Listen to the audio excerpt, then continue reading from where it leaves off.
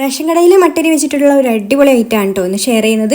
അപ്പോൾ ആദ്യം തന്നെ ഒരു കപ്പ് മട്ടരി നന്നായിട്ട് 2-3 പ്രാവശ്യം കഴുകി എടുത്തതിന് ശേഷം നല്ല തിളച്ച വെള്ളം ഒഴിച്ചു കൊടുത്തിട്ട് അടച്ചു വെച്ച് ഒരു 4-5 മണിക്കൂർ ഒന്ന് കുതിർത്തെടുക്കാം. അപ്പോൾ ഇതുപോലെ ഒന്ന് കുതിർന്ന് വന്നാൽ വെള്ളമൊക്കെ ഊറ്റി കളഞ്ഞിട്ട് മിക്സിയിലെ ജാറിൽ ചേർത്ത് കൊടുത്തിട്ട് ഒന്ന് അരച്ചെടുക്കണം. അരച്ചെടുക്കുന്ന സമയത്ത് ഒരുപാട് വെള്ളം ചേർത്ത് കൊടുക്കരുത്, കുറേശ്ശെ വെള്ളം ചേർത്ത് കൊടുത്തിട്ട് സ്പൂൺ വെച്ചിട്ട് ഇതുപോലെ മിക്സ് ചെയ്ത് വേണം കേട്ടോ അരച്ചെടുക്കാൻ.